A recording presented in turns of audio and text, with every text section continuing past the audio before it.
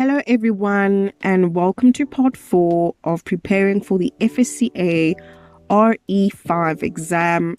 In this video, we're going to be covering the General Code of Conduct Act. This is going to be the 4th installment. The 5th installment will be our last. We're going to be covering some BN notices for that one and other subordinate legislation and one pages that you just need to know for your preparation for this exam. Before we begin, guys, thank you so much for blowing this series up. The views for this are constantly growing every single day. We really appreciate it. Please don't forget to like our videos, don't forget to subscribe, and don't forget to share if you know anyone who's also preparing for the RE5 or is thinking about doing it. This series might actually help them. We have created a playlist for this, so if you missed the other parts, you will be able to find them in our playlist section of this channel. And guys, for any of you that are sure that you're going to be writing this year in the coming months, please, we have got some assessments for you that if you want to purchase, you can get them. We will be posting the links to those in our video descriptions. Assessment number 1 is already up, and if you're interested in that, just click on that link. You will be able to then just put in your details and get that assessment. You're going to have that available to you for about 3 months, so you can continue to practice, and of course with some answers once you are done with your practice. All right, so we've got the admin out of the way. Let's dive into the video. The General Code of Conduct Act must be read in conjunction with the legislation we did in part 3. It must be read with the Financial Advisory and Intermediary Services Act of 2002. Okay, so the code must be interpreted in conjunction with the provisions of the Act and should promote the objectives of the codes of conduct. I just wanted to highlight that. So it's important that once you've done your FAIS, you go ahead and do the General Code of Conduct with it. And it must be read and interpreted with it. So some of the provisions it refers to are what is in FAIS. Apologies. All right, I just wanted to highlight that.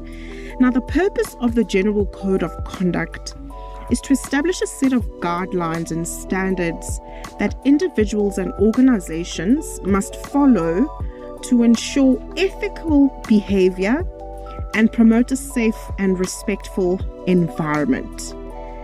Our industry, the financial services industry, is not highly trusted by many of the people in the public. That's not a secret. That's not a that's something that is well known, and a part of the way in which we are trying to use legislation to encourage trust within us is for us to have acts like this, so that we as individuals who work for financial services providers and financial services providers themselves must act in an ethical way. I mean, even as the name says, the General Code of Conduct, how must we behave as individuals and professionals within the financial services industry? How must the organizations behave?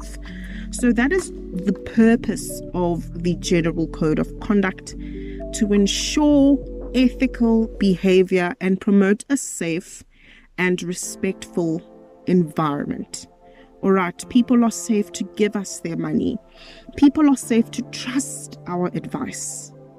All right, so that is the purpose of it. The scope of the General Code of Conduct, it applies to all individuals and organizations operating within the financial services industry.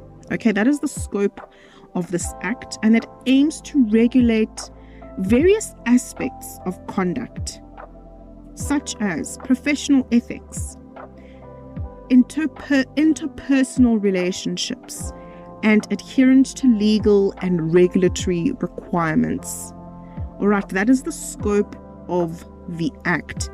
The Act also highlights key principles that we all should be following, that we should all have, key responsibilities, what the enforcement and consequences are if we do not follow this Act, the benefits of this Act. It's all highlighted in the General Code of Conduct. Let's look at some of the key principles that the General Code of Conduct looks at. So it's integrity, it's respect, it's compliance, it's confidentiality, it's conflict of interest, it's anti-discrimination, and whistleblower protection. These are the key principles. Now let's just go through them briefly. When we talk about integrity, what are we referring to in terms of this Act? This Act encourages honesty, transparency, and adherence to ethical principles in all actions and decisions. All right? You know, when I think about integrity, for me, what also comes up is this issue of fees. Fees are such a big deal within the investment space in the financial services industry. And most advisors or even asset managers, they never talk about the fees because they are raking it in, you know. So that's where integrity comes in. Be transparent with your clients, with your investors. You as a financial advisor, imagine I'm opening up a statement of mine and I'm seeing 2% deducted, and you only told me about some 1%. And do you see what I mean? So good to be honest, good to be transparent, and of course we must act ethically, guys. Ethics are important within our industry. Then the principle of respect promotes a culture of mutual respect, tolerance, and inclusivity, ensuring fair treatment of all individuals, regardless of their background or characteristics. I think that's very much self-explanatory. We cannot be discriminating against our clients or with our colleagues or other professionals that we deal with within our industry. Compliance requires a strict adherence to laws, regulations, and policies governing the industry or profession, aiming to prevent misconduct and protect stakeholders' interests. When I think compliance, we all know our compliance departments, for those of you who already work in the financial services industry. We think these guys are a pain in the butt, but they are there to help us and to help our organizations make sure that we are not breaking the law. All right, they know all the laws we're supposed to follow. They're supposed to train us on all of these laws and make sure that we follow these laws. So that is compliance. Confidentiality emphasizes the protection of sensitive information and personal data. We all know about POPIA now. You know, you cannot send emails to people outside of the organization pertaining to our client data, our client information. All right. So think about that when you think about that key principle, ensuring its proper handling, storage, and disclosure in line with privacy laws, our POPIA, and regulations. Conflict of interest. This addresses situations where personal interests conflict with professional duties. All right, I'm not going to push a product knowing very well that 30% of the commission is coming to me. That is unethical. That's conflict of interest. All right, I need to give my client options of this is where we can invest your money. This is what's best. This is the option. And it requires disclosure and appropriate management to avoid compromising integrity and fairness. Okay, that is conflict of interest. Then we come to anti-discrimination. This prohibits any form of discrimination based on factors such as race, gender, religion, age, disability, or sexual orientation, fostering equal opportunity and inclusiveness. Very self-explanatory. And then the last bit is whistleblower protection. Encourages reporting of unethical behavior or violations without fear of retaliation, ensuring the safety and anonymity of whistleblowers. I'm sure I butchered that word. Being anonymous, you must be able to be anonymous and be able to blow the lid on corruption within your organization. Unfortunately for us, it's not the same in the public sector. I'm sure we've all seen, whistleblowers disappearing, whistleblowers being killed for even, ringing the alarm on corruption and what's happening in government. But we are the private sector. We value our clients and we want to bring the utmost respect to our profession. So what do? We encourage whistleblowing and whistleblower protection. So these are all the key principles highlighted in the General Code of Conduct Act. It also talks about the responsibilities of individuals and organizations. What does the General Code of Conduct say about this? For individuals, we must familiarize ourselves with the code, adhere to its principles, what we just talked about now, and report any violations or concerns promptly, very quickly. And for organizations, they are responsible for this. They should establish clear policies, procedures, and training programs to ensure compliance with the code, promote ethical behavior, and provide mechanisms for reporting and addressing misconduct. Guys, we've all seen, and I've said this before in another video, there's these annual assessments that we have to do. Those of you who work in the financial services industry, we know that they're a pain in the ass, but it's part of regulations that they have to make us do this. And we all know that there are clear policies on conflict of interest, but they have to also declare things as well. There's declaration policies as well. Those of you in the financial services industry, you know what I'm talking about. So just always have that in the back of your mind as quick examples, unless you are, if you find yourself forgetting in the exam. All right, so those are the responsibilities highlighted in the General Code of Conduct for individuals and organizations. Now, what does the Act say about enforcement and consequences? How is this enforced and what are the consequences for not? All right, it talks about the regulatory bodies that are there. We all know the FSCA, we all know the Ombudsman. Now, regulatory bodies are responsible for monitoring and enforcing compliance with the code, conducting investigations, and imposing sanctions or penalties for violations. And you know these penalties, your FICA penalties, your FAIS penalties. So this is actually bringing all of those back. You know what I mean? Like it's the glue to all of these regulations that we've been covering.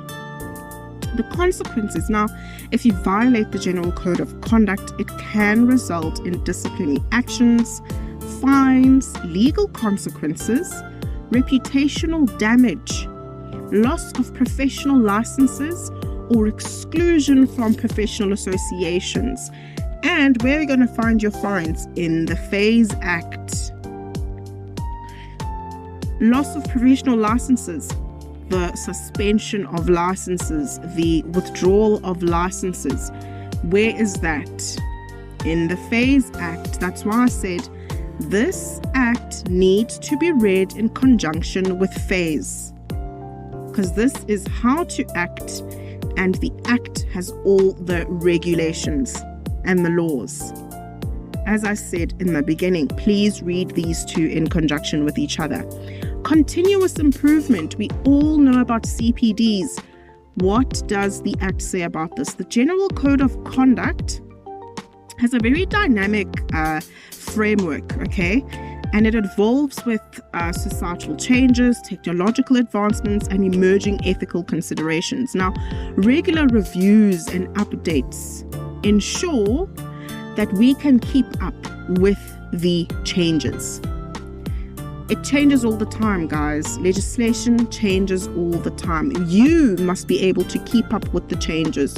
So that is what continuous improvement, continuous professional development is all about. You need to be able to know what's trending in estate planning, what's going on in the financial planning space, what's going on with the life insurance space, What are insurers thinking? What are insurers implementing?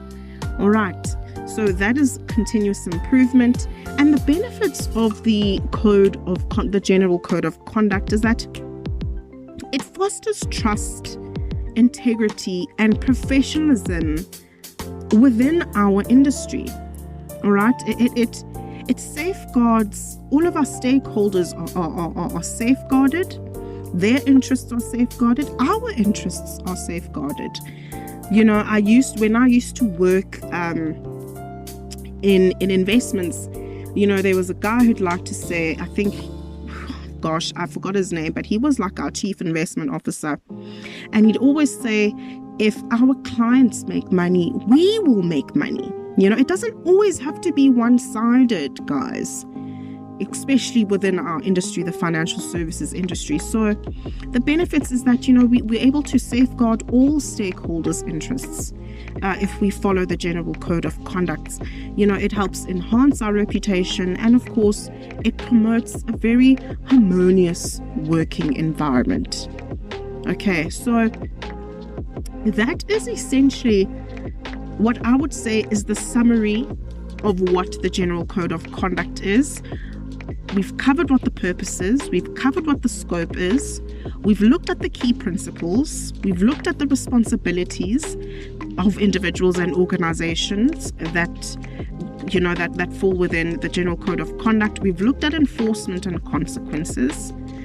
And we talked about the benefits, the CPDs, and stuff. So that's basically like a summary, if I were to give a summary of what the General Code of Conduct is. Now, as I said, all right, let's get into the sections within the General Code of Conduct Act. We have got the introductory provisions, as always, in every single one of these acts that we've covered. There's always some introductory provisions. Then we've got general provisions. This will include the definitions that we will touch upon, but not in great detail, just to go over the ones that usually come out. Then we've got the information on product supplier section, the information on providers, the section on contacting of the client, the section on information about financial advice, then the section on furnishing advice. And then we've got the section of custody of financial products and funds, the risk management section, and then we've got the advertising and direct marketing section. I'm going to end there in terms of this video in the advertising and direct marketing. I think the complaints section, the termination of agreement or business section, as well as the waiver of rights and the short title and commencement are pretty much straightforward when you go through them. Unless you really need assistance, you can just drop me a comment or a question below, or even drop me an email. It's in the about section of this channel, and we'll answer any questions there. Let's get into section 1, the definitions. Okay, the code provides definitions for various terms used in the act. All right, I've highlighted the ones here that I think that you should pay particular attention to, but read them all, please, as I constantly say. Everything is important, but some things are more important than others, but everything is important. So direct marketer, direct marketing, plain language, replace or replacement. This is in with regards to replacement products. All right, know what these things are, because they usually ask questions in a scenario-based way. They ask definition questions most of the times in a scenario-based way. They won't outright ask you, this is the, you know, definition of direct marketer, or choose the correct definition.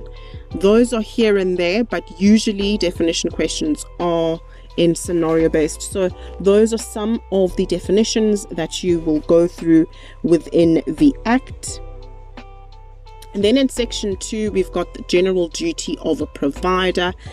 This just talks about that providers must always act honestly and fairly and with skill, care and diligence, which we covered in the summary in terms of what the key principles are. You know, honesty and integrity, that's all there. And that they should act in the best interests of their clients and maintain, of course, integrity of the financial services industry. All right, that is section 2. That is just the general duty of a provider. Then we get to the specific duties of a provider, which is in section 3.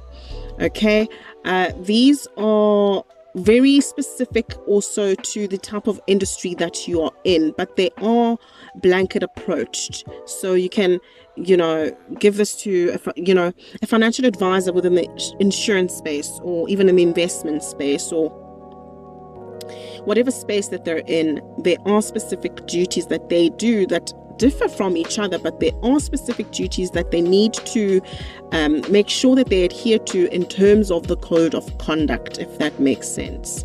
So when providing financial services, the information and representations provided to clients must be factually correct.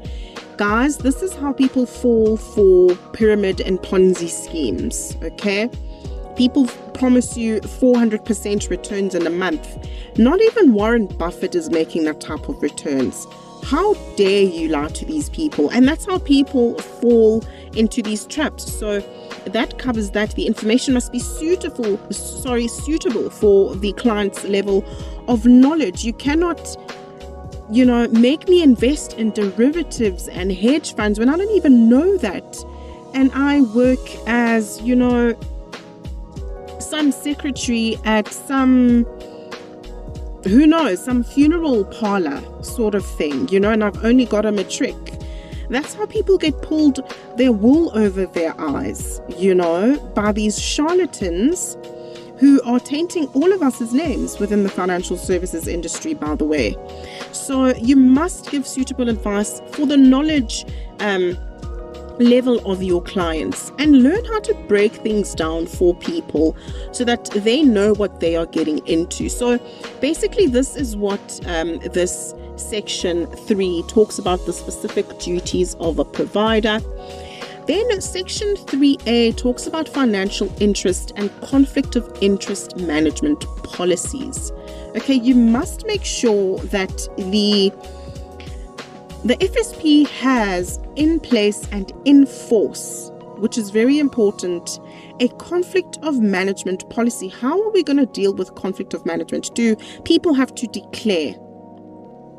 If my brokers are giving me presents every 4 months and I happen to also have these lunches with them where I talk about my products, we're clashing here. There's some conflict of interest going on here. So what are the management policies in place and enforced by the provider, by these FSPs, to make sure that your clients are not prejudiced by any conflict of interest? So this section will dive into that. Providers and reps can only receive or offer certain financial interests such as commissions and fees authorized under relevant insurance or medical schemes act. A conflict of management policy must be adopted, maintained, and implemented by the provider. Sometimes the regulator will show up to your offices during these audits and they're going to ask compliance, where is your conflict of management policy? All right, so that's what section 3A covers. Section 4 talks about information on product suppliers. If a product supplier has entered into a contractual relationship with another provider who is not a rep to render financial services for its financial products, the product supplier must provide sufficient particulars to enable the provider to comply with disclosure requirements. This is where definitions become very important. What is a provider? What is a product supplier, sort of thing? So if I am going to be selling the financial products of another bank, or if I'm working for a certain bank and I'm going to be selling another bank's products to you, sort of thing, there must be disclosures happening here. Because now there's more than 3 parties in this arrangement or this contractual agreement. So this is what this section covers. You need to make sure that your client knows if you are selling them in-house products, if I work for a certain insurance company and I'm just going to provide that insurance company's products.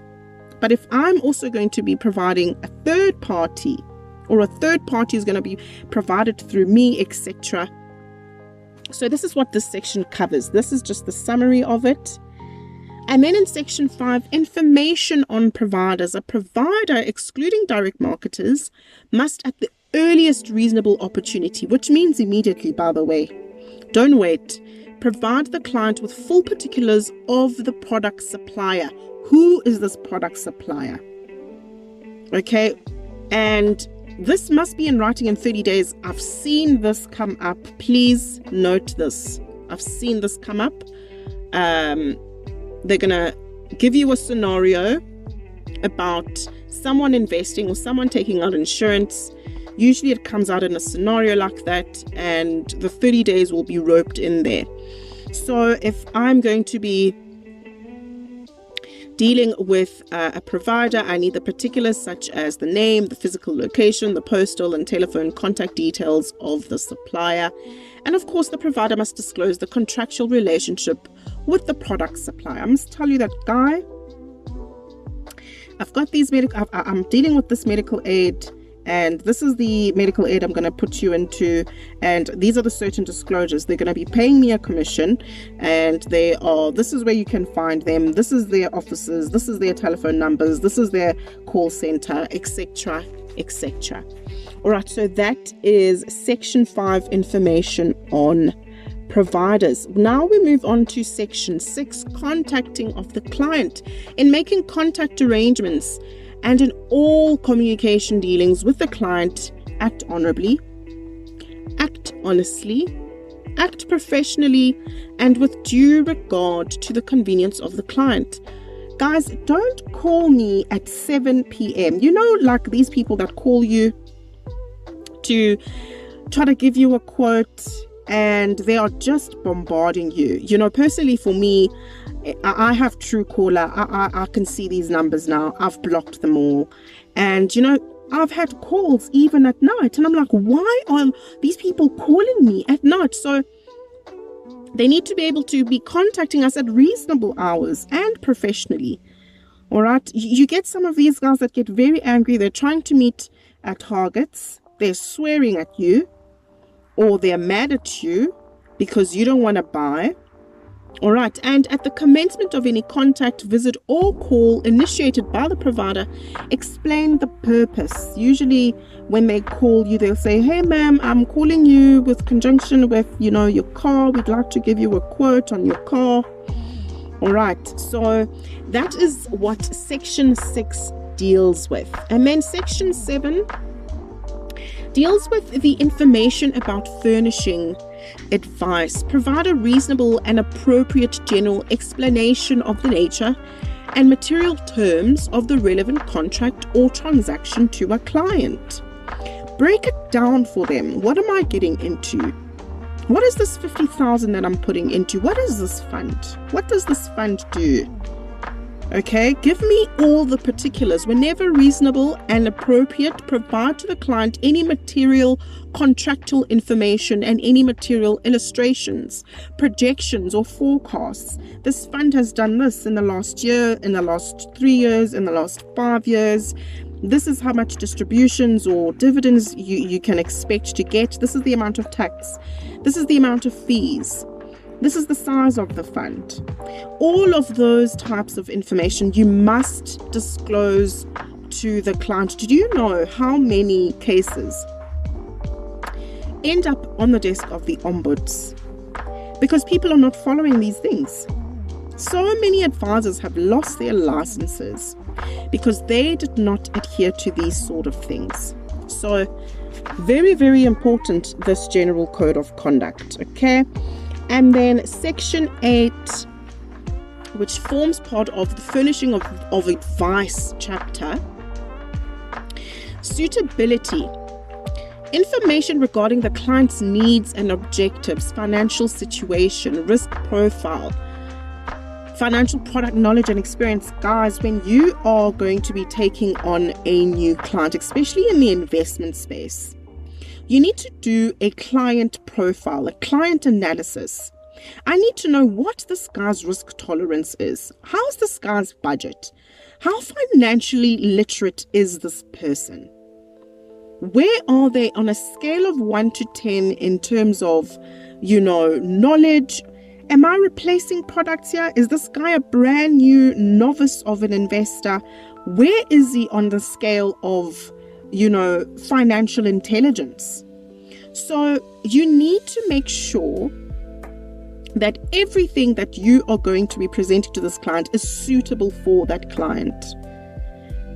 If they wear a size 6 shoe, do not give them a size 8. That's basically what we're talking about within this section. So suitability. Then section 9 is the record of advice. Guys, keep the record of advice. If we're going to talk over the phone or over a Skype meeting or a Teams meeting with the client, and you go through anything that's got to do with the product that they are about to take on because of your advice, please make sure that you are either recording those meetings and then translating them into writing and send them a copy, and also send them a summarized copy. Send them the details. This is what you have agreed to. This is what we talked about. Because when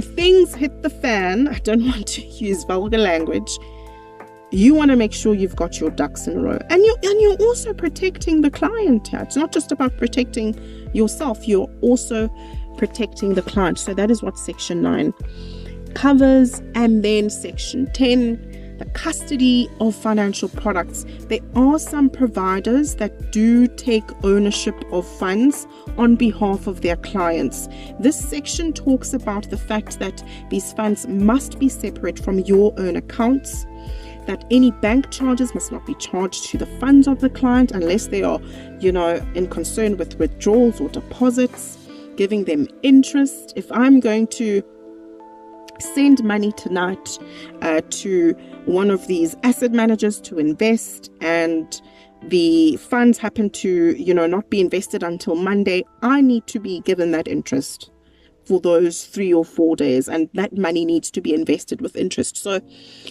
section 10 deals with that sort of information. So read through that as well.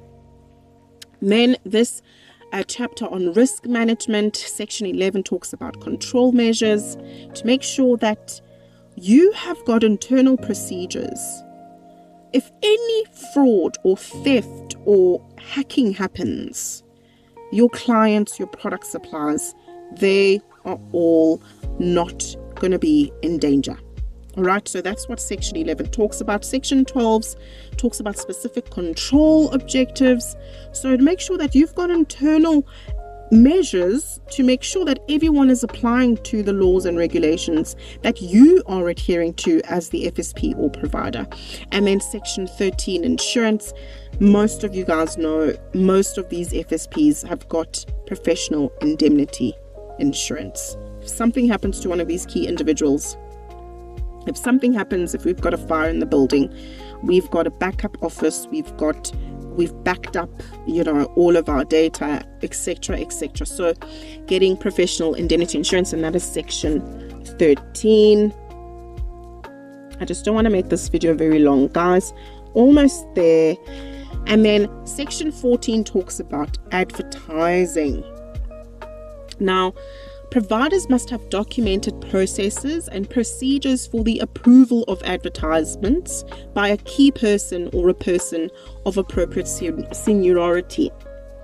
Also, the section covers the fact that you have to say in your ads, and I'm sure you guys have listened to radio ads, and whenever it's a bank or an insurer or something like this, they will say so-and-so and so is a registered financial services provider.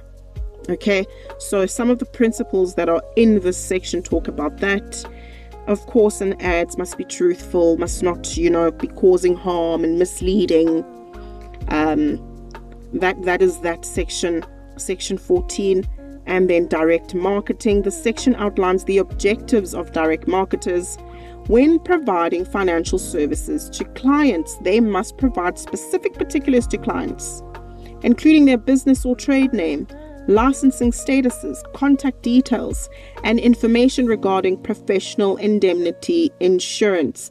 Direct marketers are also required to record telephone conversations with clients and provide written information about the transaction. Just reading that second sentence, perhaps in your mind now, something is clicking. Oh, this is what must be a direct marketer. Remember to read the definitions, please, guys. Please, please, please, please, please. Very, very important. And you can see just by these acts and provisions, you can be able to tell if someone is coming to you or a provider coming to you and they're not adhering to this. You can possibly start getting red flags being raised in your brain. This is one of the ways to eliminate being scammed by a Ponzi scheme. All right. And then you'll read section 16 to 22. They're pretty straightforward about compliance, having a compliance management policy in place as well, and how to deal with complaints and any fines and consequences. All right, guys, and that brings us to the end of part 4, of the preparing for the RE5 FSCA exam. Thank you so much for sticking around. In the last part, we will be doing the BN notices, and perhaps we'll do a couple of more question papers or a couple of questions, example questions. We'll see if there's any interest even for those BN notices. But we've covered most of the meat. We've covered FICA, we've covered FAIS, and now we've covered the GCOC. Guys, please don't forget to subscribe, to like, to share. We really appreciate all 260 of you, and we hope that your preparations are going well. And if you need any practice exams, please click on the link in the description and it will be on the first comment from us. Thank you so much, and we'll see you on the next one.